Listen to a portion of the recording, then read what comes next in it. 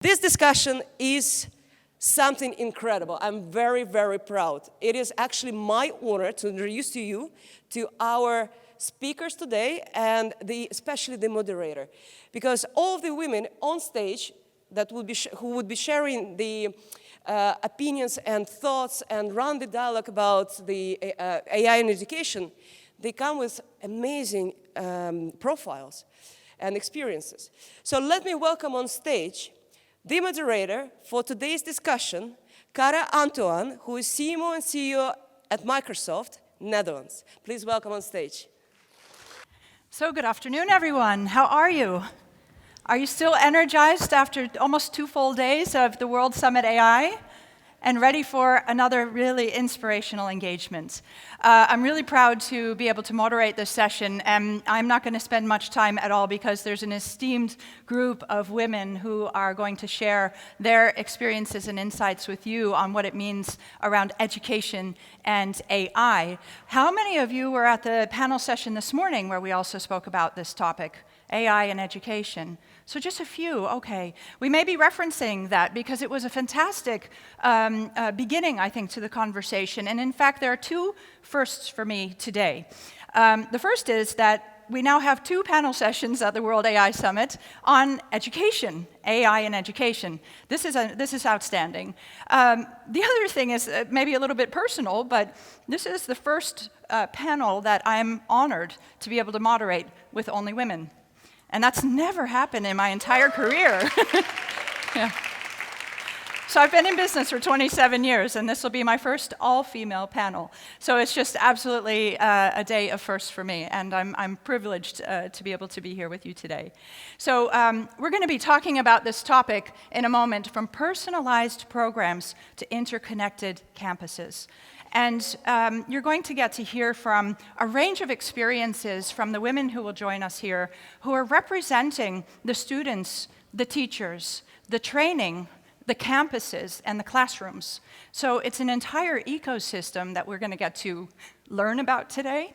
And we're also going to get some new insights on what it really means to personalize and tailor the content for the learning abilities of each of these engagements. And you know, every individual in every setting has a different need, and we need to be able to tailor to those different needs in order to be able to bring even more successful outcomes in education.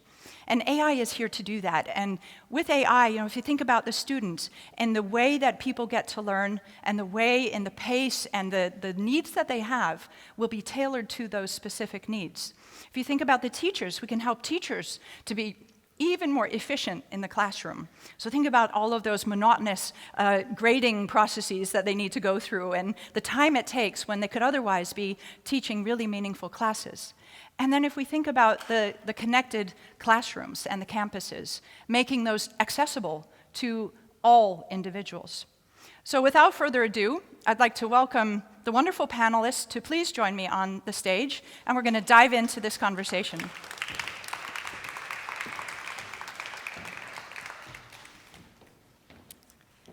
And we brought props. Robotic props for education. So ladies, please have a seat. And we're going to get to talk about these great robots that Tamar has brought with us. So to get started, we're going to just spend a couple of minutes each so that you can hear who each individual is. And Maggie, we're going to start with you. If you could say a little bit about who you are, but particularly what AI means to you in terms of how you apply that in the work that you do today.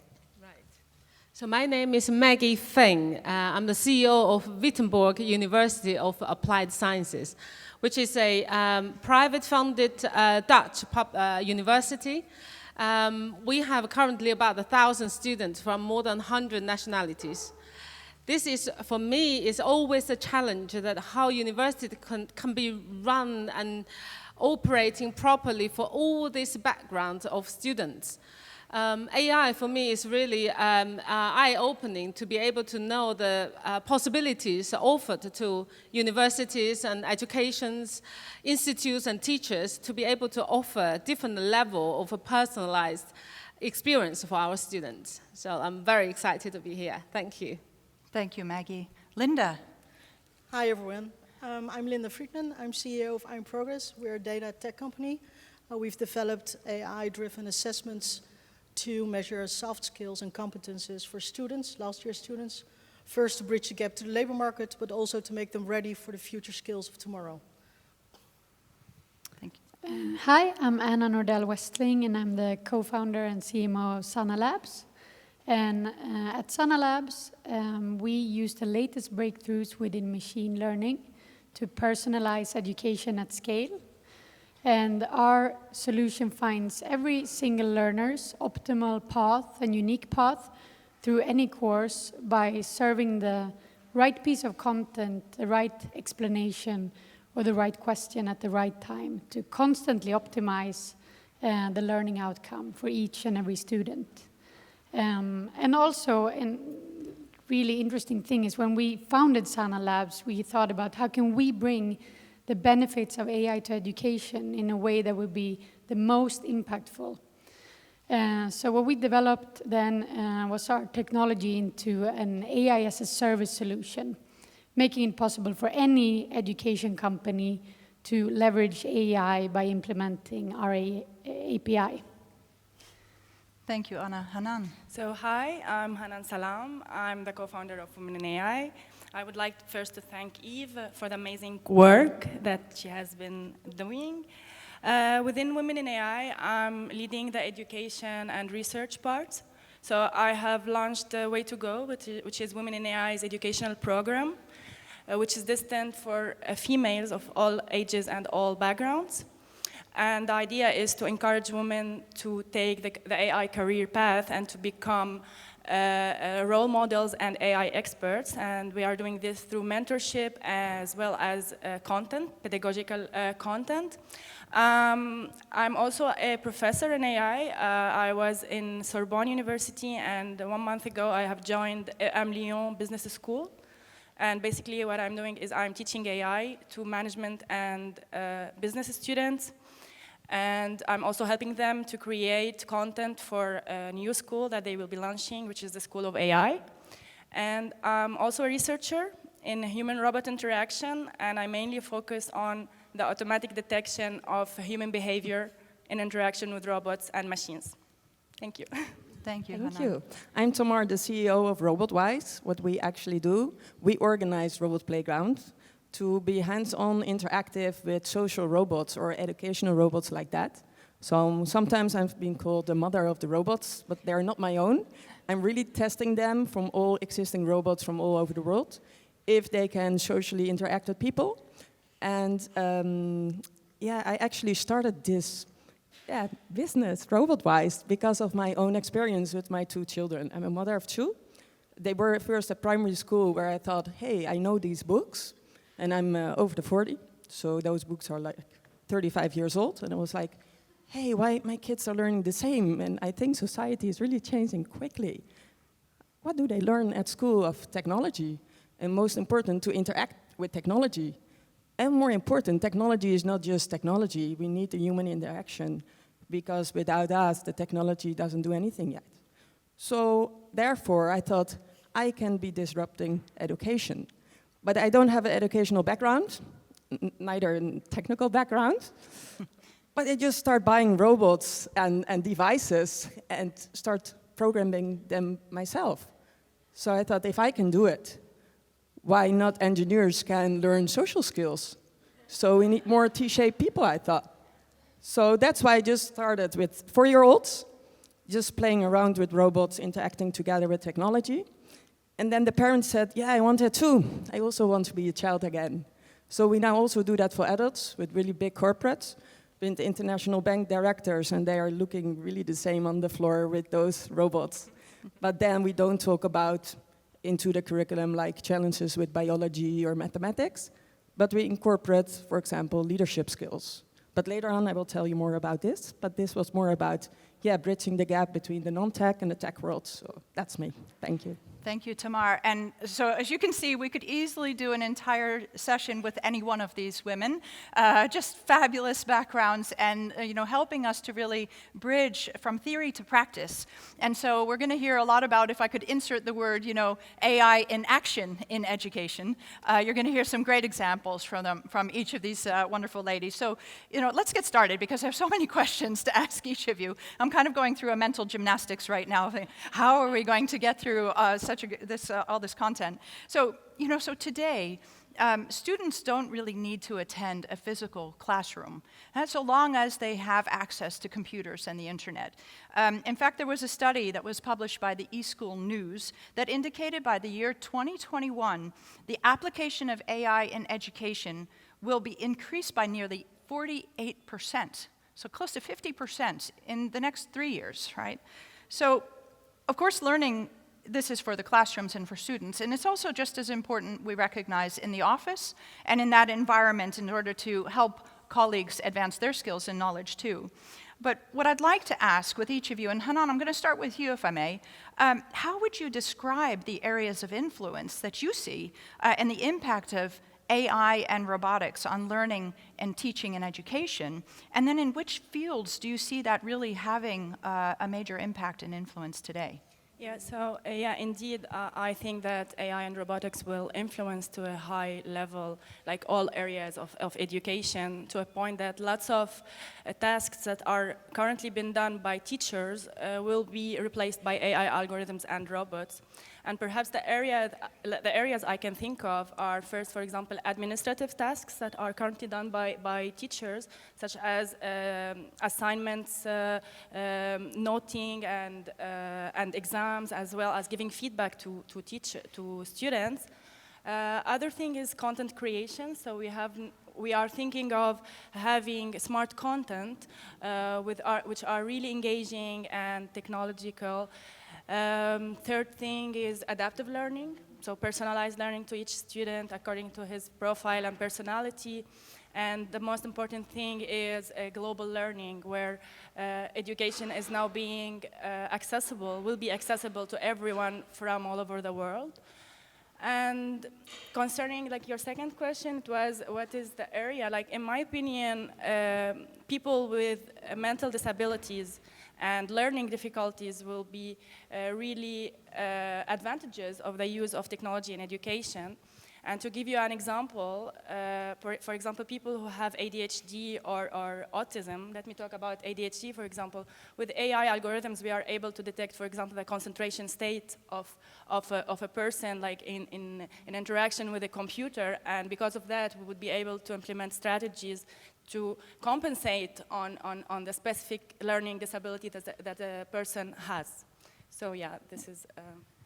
Thank you, Hanan. And we're going to build on the topic of accessibility also further in the discussion today.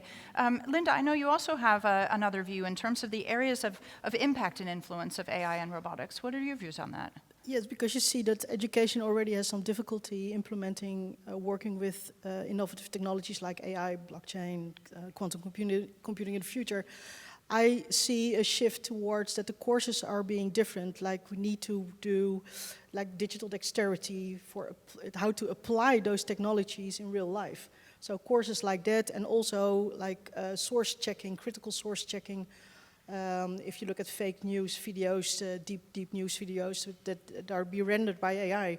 So I really think we also need to expand the courses that we are now to more applied AI courses to help the future of now and the digital natives of now apply the AI and the other innovative technologies in the right way. I think earlier you also had a comment about politics. Yeah. What is your view there? Yeah, one of the questions you had is in which field AI robotics impact the most transformation. And one of my wishes would be that we have an AI in politics.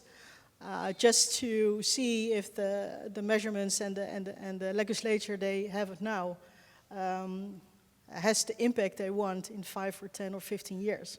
Because I think most of change in education, but also in other fields, is being hindered by the politics now. So AI in politics is all about emotion. So if you look at it from a data point of view and AI, it would be interesting. Okay, so some real diversity in terms of the fields of impact here. Yes. Maggie, what are your views on where you see the transformation taking place? So, because I'm in the middle of the thick walls, which is the system, the education system. If you look at, as a university, if you run a university, the challenges is immense. We love these technologies and diversities and ethics. We talk about it. It's all in between a lot of large university directors' lips.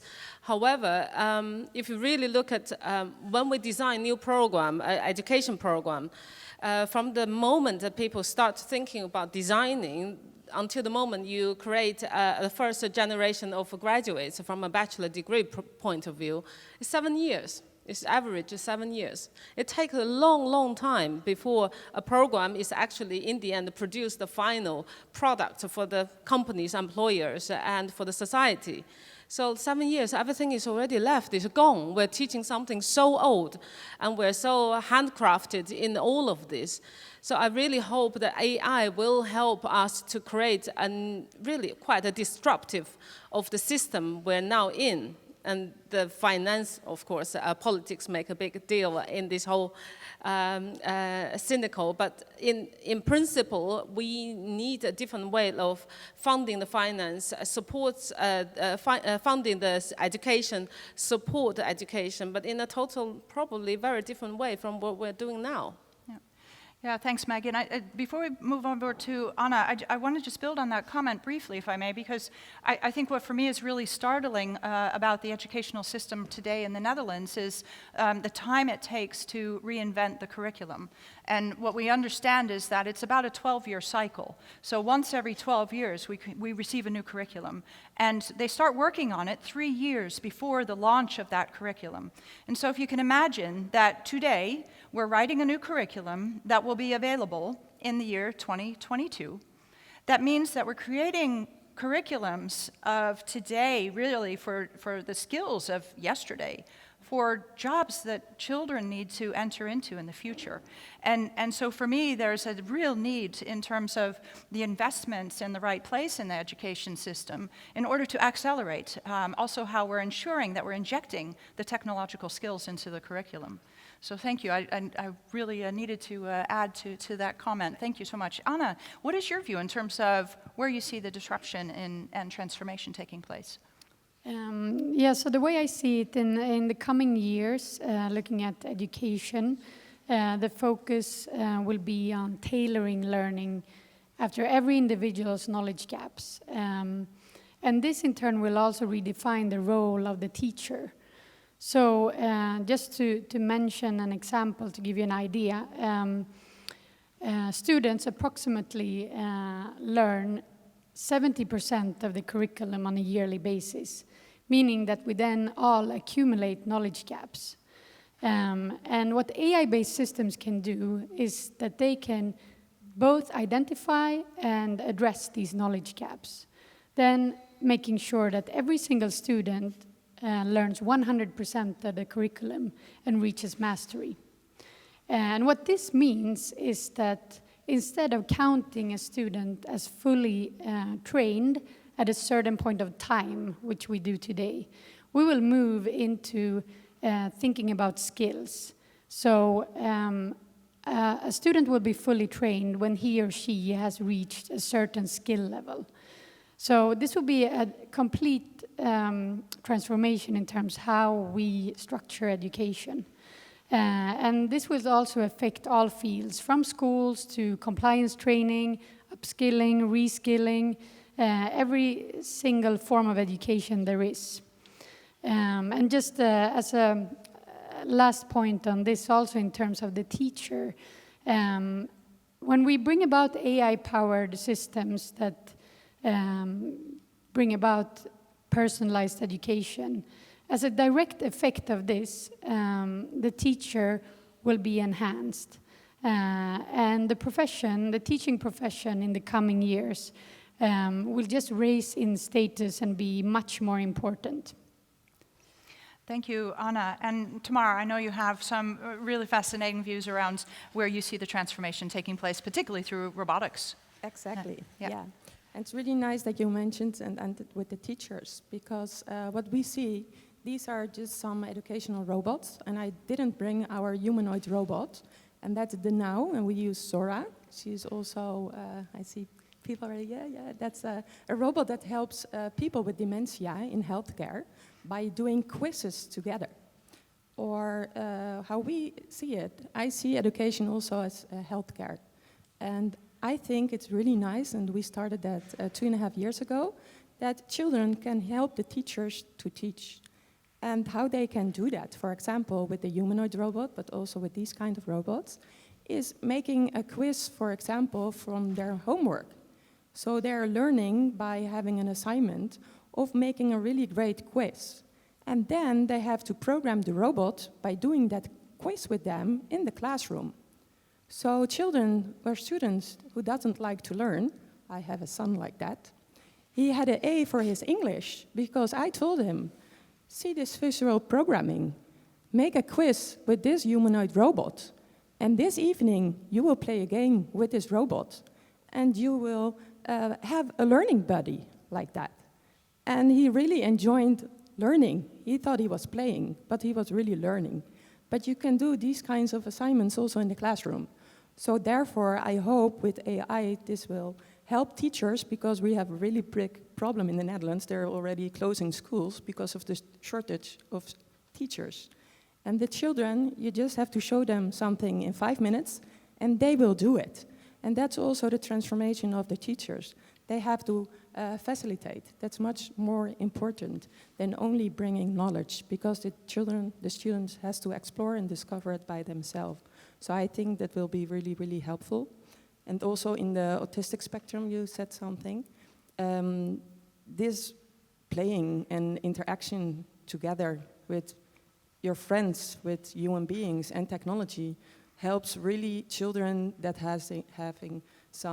need some extra help, need some extra attention in learning and social and cognitive skills. And therefore, playing with robots and focusing not only on the technical skills, because those children already really like that, you do a really great challenge in order to let them be aware of the social skills they actually have, and they combine it with their coding skills. And I hope that will be really, really helpful in the future with AI too, because there is another issue about privacy and stuff like that in education. But there are already some learning buddies that children use at home already, because there it's a lot easier right now to use. Yeah, absolutely. So Tamar, thank you. We're switching gears just a little bit, so it raises these questions for me about how people learn. And so, Hanan, if I can come back to you and Linda, is there a difference actually in the way that men and women learn from a gender perspective? Hanan, maybe you can start with that question. So, I'm going to answer this question from a cognitive and scientific point of view. Research actually has found that there is a difference between the brain of the woman and the brain of the man. However, it was not, like, this difference was not conclusive to say that women and men learn differently, right? They have actually found that there is more difference within the population of men in learning and within the population of women in learning than within the two populations. And what I'm sure of is that there is a difference in learning with respect to the personality of the person, whether he is or she is a man or a woman. And what I think that AI can do here is tailor the content and the curriculum according to the personality of the person and not according to his gender. However, like talking about personality, there is something in women, with respect different from men, is self-confidence. Like, we feel that women are less self-confident than men and less risk takers. They take less risks.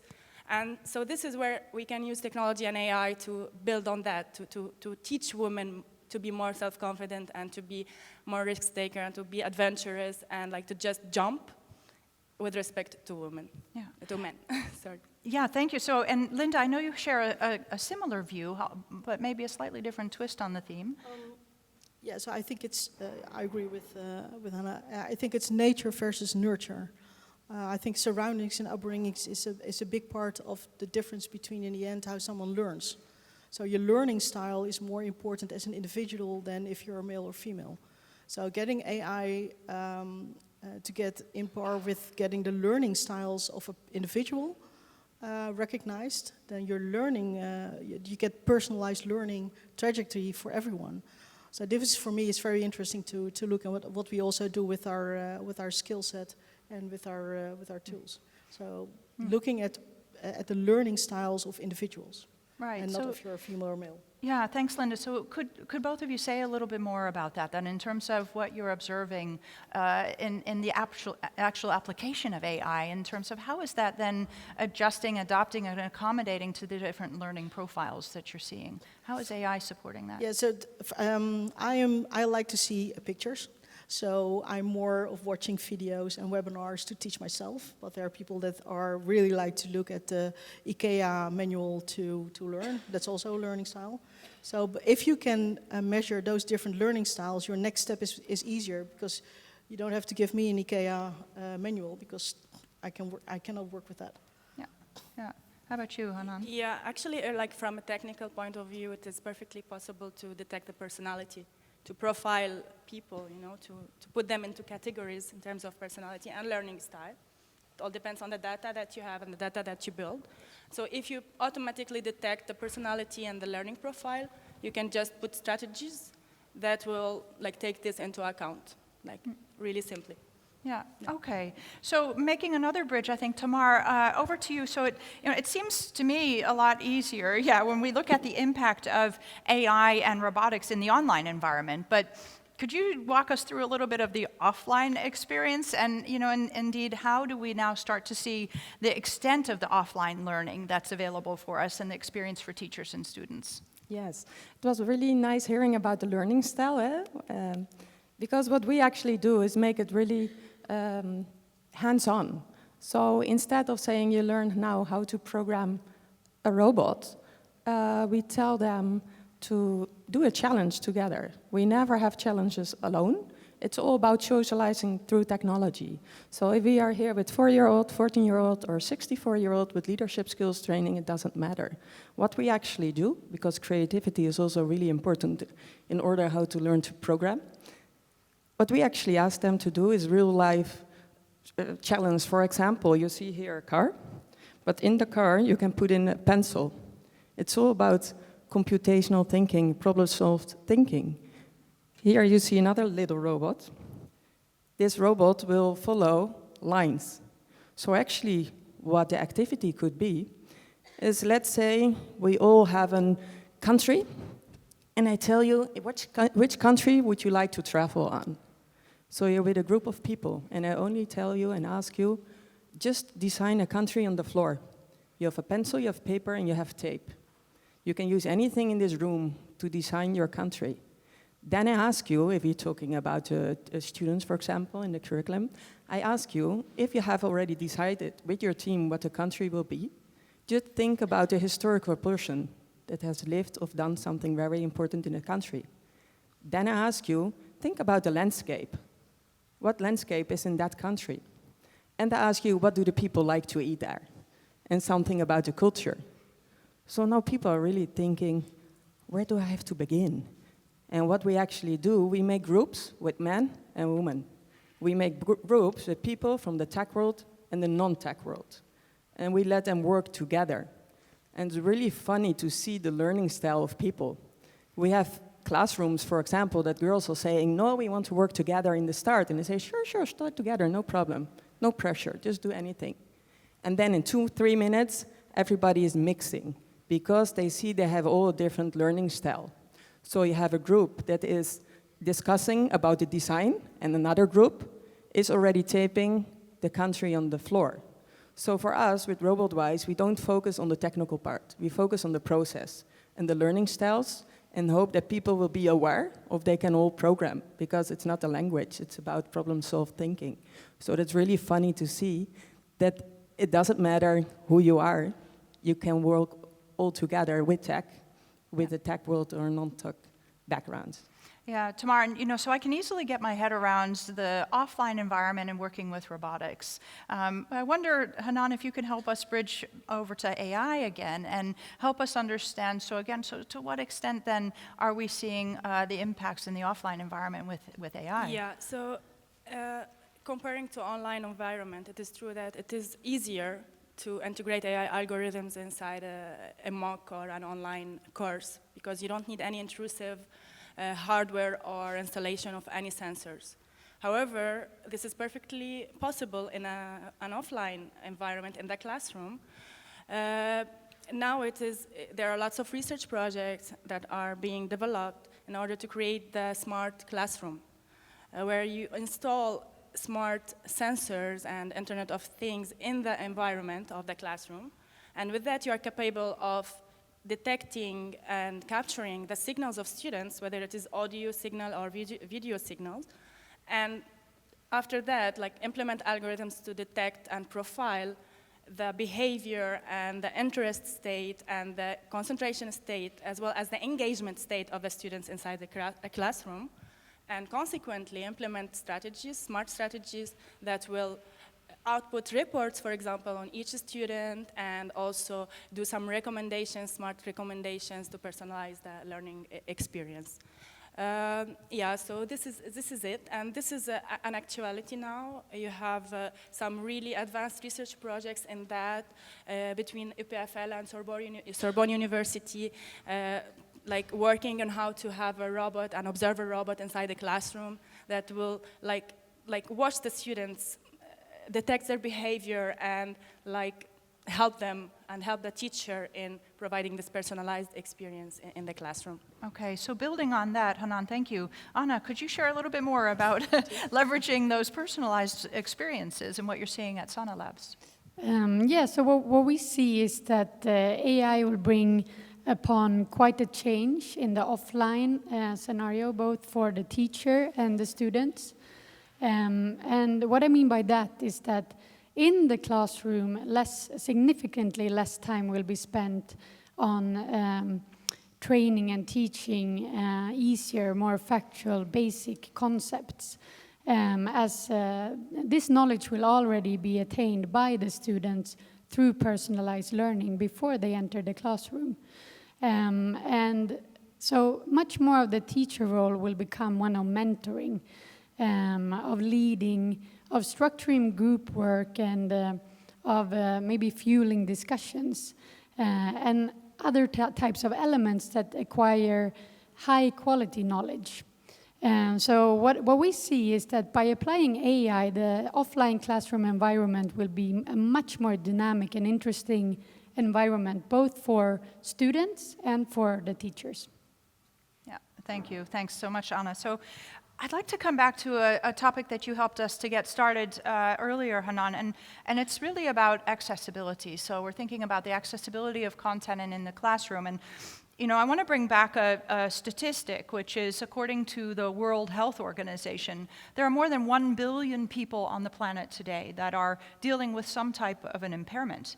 That may be a visual impairment, a hearing impairment, could be cognitive, and it could be physical.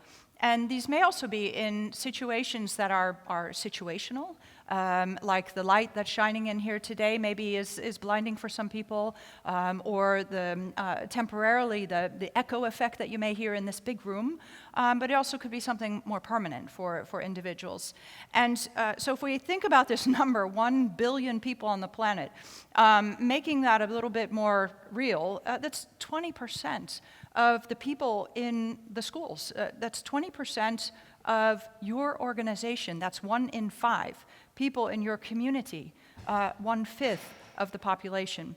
And so if we consider the technologies that we're building today and making sure that we're being inclusive and that we're ensuring that we're catering all of our solutions and what we're developing today through AI and with robotics for all persons of all abilities, it's essential that we're including this group of individuals as well. So my question, and Maggie, I'm going to start with you, is in what ways are you seeing AI and robotics helping to empower the learning journey for persons with impairments? I mean, all the top universities, whether in the Netherlands or Europe or worldwide, if you dig into their documentations, they will say they want to include everyone, inclusivity, ethics, all these big words are definitely there. However, if you are wheelchair access, that's one of the basics they're talking about. But of course, learning disability, this is a final translation of all the disabilities when it's coming to learning in the education field.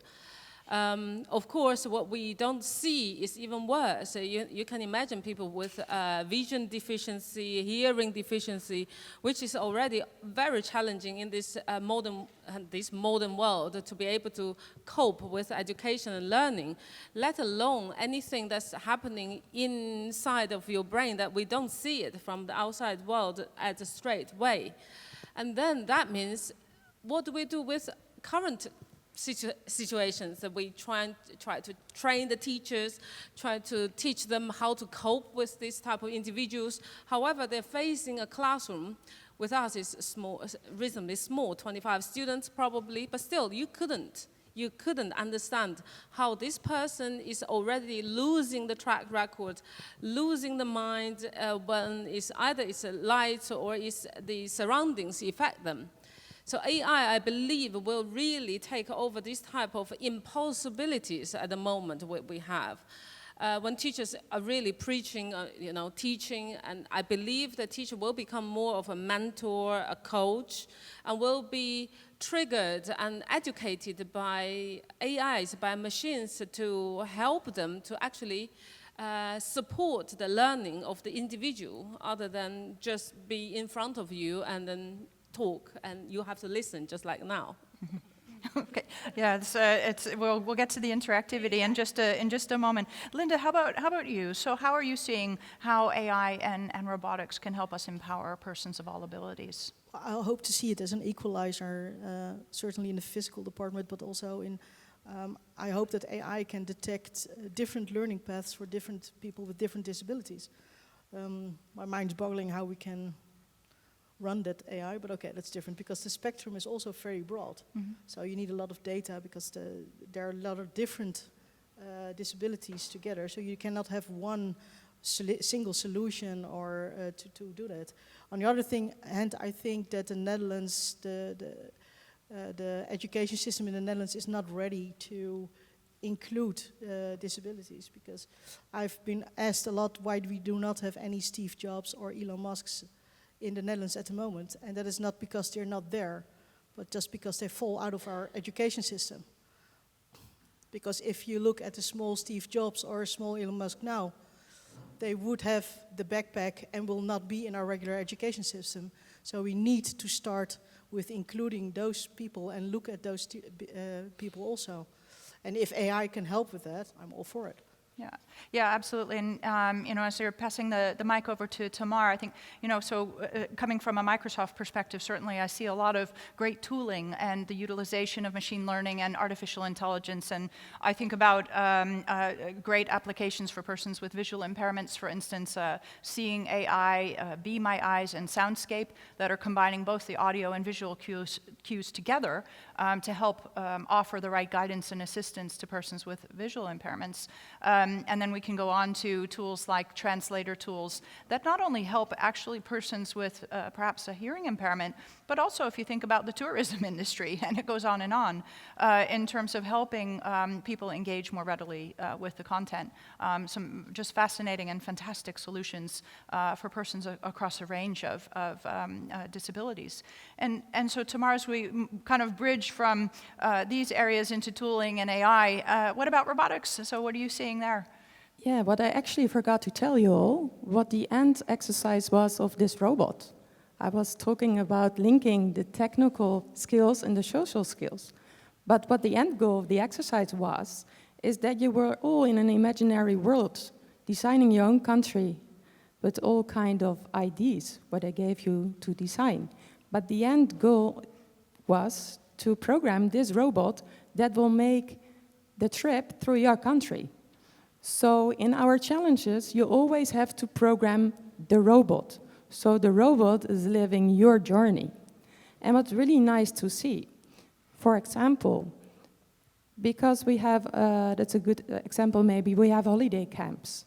And in the holiday camps, we have a lot of subscribers of children with special needs in their learning, in the learning system. Because of the big classrooms with 30 kids, they don't get enough attention. And that's not really good for your self-esteem, because you want to develop your own talents and want to discover your talents. So what we see is, because we use these kind of social robots, and it's offline, and we just give a challenge to a group of people, if they are adults or children, it doesn't matter. The diversity, it's going to happen automatically, the inclusion too, because we see children, students helping each other, but we don't tell them to help each other. So it's really nice that technology, the offline technology, help them for the diversity and the collaboration. And I hope, because now we are still looking for enabling AI in our challenges, I hope there will become more and more educational robotics with AI solution in it. So we can also help the teachers, help the parents to show them how the development of their kids is going. Yeah. So I think that will be really, really nice to have more AI solutions. So if anybody has a solution for me after this panel discussion, please come to me. Fantastic, and be thinking about these opportunities, as well as in just a few minutes. I've got one more question, so I'm in the great chair here to be able to ask all the questions for now, but soon it's going to be over to you. So please be thinking about the questions that you want to get in to ask to the panelists today. So I have one more question, and Anna and Maggie, I hope you can help me with this. So we've heard and we've learned a lot today about the students and how AI and robotics can be impactful for students on their learning journey. But what about the teachers and the trainers that can benefit from being able to apply this technology in their daily routines and the tasks that they have at hand? What are you seeing there for teachers and trainers? So I think one good example would be to tell you about when we applied the Sana technology on a Southeast Asian school group, and they provide 280,000 students with language learning and math learning, so both courses and instruction. And what we realized were that teachers were actually spending 6 hours every week on just getting the homeworks out for each class. So structuring homework took 6 hours every week. So what we did was then to apply Sana to fully automate this and create fully personalized homework sessions that the teacher then could, just by the push of a button, push out to all the students in the class. Meaning that we could then save up the equivalent then of 6 hours of time for every teacher on a weekly basis. So yeah, then the teacher obviously could spend this time on teaching instead of the daunting task of trying to match every student with the perfect review session for him or her. So I think that, yeah, that would be one example. Oh, fantastic. Thank you, Anna. And Maggie, how do you see it? So for me, it's really, if you look at the teachers nowadays, they're not only just teachers. If you ever went to any of these university trying to be trained as a teacher, you originally were very passionate about the teaching, about spreading your love, encourage others, inspiring others. However, when you actually come to either primary school or to universities, you become a half administrator. You are asked to fill in the forms, you're asked to support curriculum development. That word sounds really fun, but it's actually not, because there are so many restrictions, problems, you have mind mappings, you have all these impossibilities for any teacher want to make a change. Well, they call it curriculum development, but it's actually to make some modifications or adjustment. And then at the same time, this is really, again, caused by the system. The system says, we don't trust you. We don't trust you that you can do your job well. Therefore, you have to make sure that the teachers record the progress of your students, of yourself, exams, markings, and you are marked as well. And then before you know it, I think most of the vocational schools, MBO, and also universities, they don't tell you, but average is between 40 and 49%, which is the cost for management layers. That means we have to manage these teachers, and because we don't trust you. So all of this, AI, hopefully in the future, would really just give teachers back to their empowerment. They can do what they really loved and passionate to do, and let the managers to go back to teach or something. I mean, do something useful. We really don't need that. So that would be, for me, the real future for teachers to really come back to teach. Wow, well, so what a breadth of topics and conversation that we can have here so far today. It's over to you now, so please tell me who you are, what question you have on your mind, introduce yourself to us, and ask your great questions to this esteemed panelist. Please, and stand up and tell us who you are.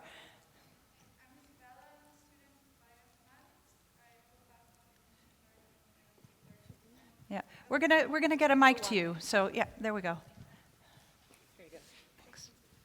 Thank you for the talk. It was really interesting. I have so many points, but I just I wrote a lot of stuff down because it's in the interest of everybody to make an infrastructure to allocate data, and also a lot of challenges in allocating data and labeling, etc. So in the educational system, it would be beneficial to have this system of like the newest technology, the newest papers, natural language processing, you know, finding the information that we want to teach. But then there's a lot of challenges in this. So there's, of course, the question of avoiding biases. So implementing a system that would work in a certain culture, how do we want to have the information for that culture? Or if we want to do that, or do we want to standardize information and learning everywhere? Or how to choose what is information, how to avoid misinformation, because you cannot learn absolutely everything. How to prevent profile misclassification for students that may or may not fall within a category that is not the average, etc. And how to standardize from these class imbalances. And so can you help us with your question? And what's the question you really would like to ask? Right, so my question would be, like, who do you think what kind of organization would be interested in providing the people working to make this system or infrastructure? And yeah, that's it. Okay. I don't know if that's a good enough question. What type of organization are you actually referring to? If there was to be a unified system for academia, that would basically the engineers that would create the systems that of all the ideas that you have proposed. So a classification of person versus like what information to teach, like in what format, etc. So the people who are catering the system. Okay, so I give a quick view on what I see. I think just based on what it's not only about AI, it's actually disruptive of what we are having right now. At this moment, the system, what we're calling, is not really working. The actual system I think should be decentralized.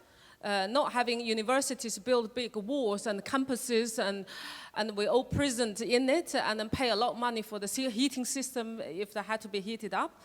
And the actual learning should go down to what is needed and what is suitable for that person.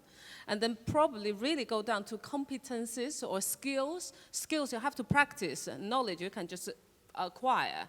So lots of money spent on controlling and supervision on things.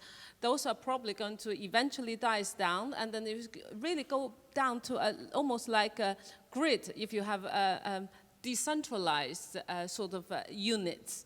And then companies will do a lot more in education. If you pay, you get what you want.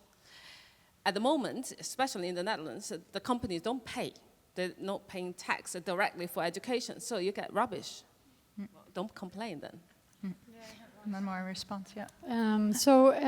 Also in terms of what we are, how we see our technology is that we really want to be the intelligent layer or the engine that powers personalization at scale, making it possible for any digital course globally to be personalized through our technology. So that's one way of solving that part, but then there's many parts to your question. Yes. Is there another question? A gentleman in the maroon sweater here. And if you could stand up and, there you go, and let us know who you are and help us with a really clear question that we can answer for you. Try my best. So my name is Xiaopeng. I'm originally from China, now living and working in Norway. By the way, I'm also part of a AI community, City AI. So happy to see another community here represented by fantastic female leaders. So I have two questions, already prioritized from my backlog. So first to Maggie. So I have done some research. I know you have studied in China, UK, and also the Netherlands, and now running university in the Netherlands. So I wonder, from your perspective, what are the unique characteristics of the different educational systems that you have experienced, and also what particular, how do you address those particular traits of different education systems with AI? So that's the first question. And second, so to all the panelists, do you think the future of education will be in the form of pure digital online educational systems or still in the physical space? And also, if we still have physical school in the future, will they be like today, running programs on a seasonal or biannual basis, or will it become learning centers on demand, etc.?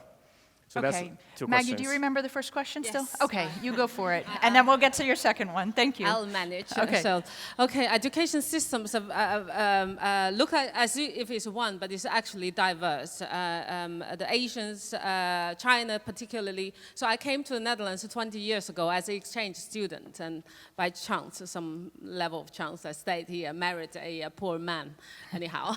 So, but if you look at the future of this AI and embedded in different education system, I think Europe has a very, very big challenge. We're now all talking about GDPRs and privacies and all of this level of scareness, and people are more scared of things of unknown, clearly.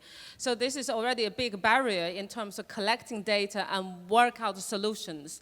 And then if you look at into the Chinese direction, we're very familiar with, AI was more there to privacy, you can forget about it. We don't have that issue. We don't probably have that word somehow.